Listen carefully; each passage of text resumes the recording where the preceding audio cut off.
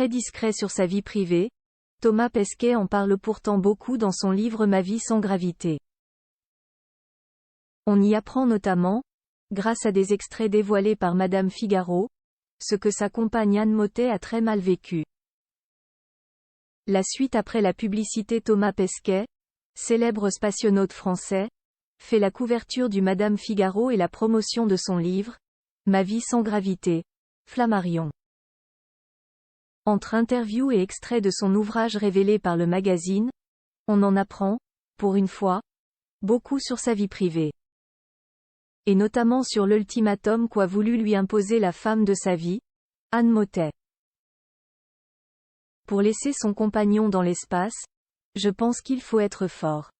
En ça, Anne a une force de caractère qui dépasse la mienne de très loin, de très très loin. Parce que l'impact de cette activité professionnelle ne se résume pas à des absences. Être astronaute implique que son noyau familial arrive à fonctionner entièrement sans nous.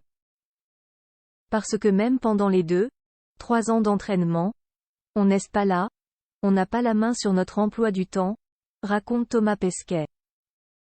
Et il est vrai que son quotidien avec Anne n'a rien à voir avec la plupart des couples. Anne, docteur en agrosystème pour les Nations Unies, voyage dans le monde entier au nom de l'amélioration de technologies agricoles. Il poursuit, le gros risque, c'est que l'autre finisse par se dire qu'Anne n'est pas si indispensable à sa vie. Cet ultimatum qu'Anne a voulu imposer à Thomas Pesquet. Thomas Pesquet et Anne Mottet ont réussi à surmonter cela, mais il y a une chose que la compagne du spationaute a vécue comme un traumatisme.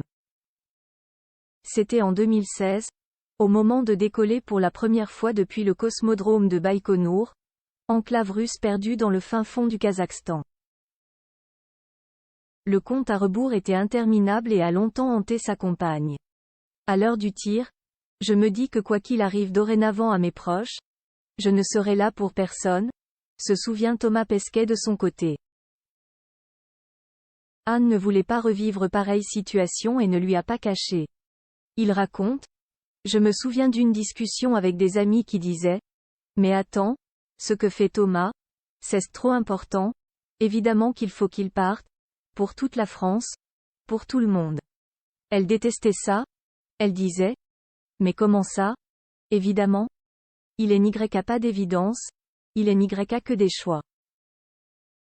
Quand je suis revenue sur Terre après 6 mois sur l'IS, elle m'a effectivement dit, comme je le raconte dans le livre, je l'ai fait une fois, et c'est fini. La prochaine fois que tu pars dans l'espace, je ne serai plus là. Elle était là pour la seconde.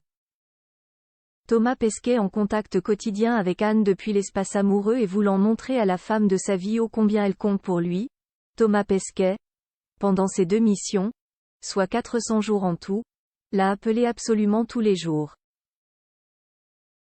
C'est super compliqué à mettre en place. Je n'avais pas beaucoup de connexions et Anne voyageait beaucoup pour les Nations Unies.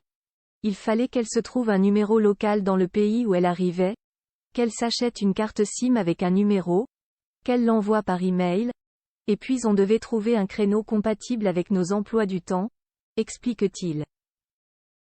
Et faut-il encore ensuite qu'elle réponde. Il raconte d'ailleurs une drôle d'anecdote. Un jour, alors qu'elle était en Éthiopie, elle n'a pas répondu à l'heure dite. Jai appelait la réception de l'hôtel pour leur demander de vérifier si elle n'était pas au bar, et Jai insistait en disant que j'appelais depuis l'espace. Le réceptionniste ne croyait simplement pas. Il m'a demandé d'abord méfiant. Mais monsieur? Qui êtes-vous? Que voulez-vous? Un étonnement qui rappelle celui de Pierre Ninet qui avait lui aussi reçu un coup de fil improbable du spationaute depuis l'espace. La suite après la publicité. La suite après la publicité.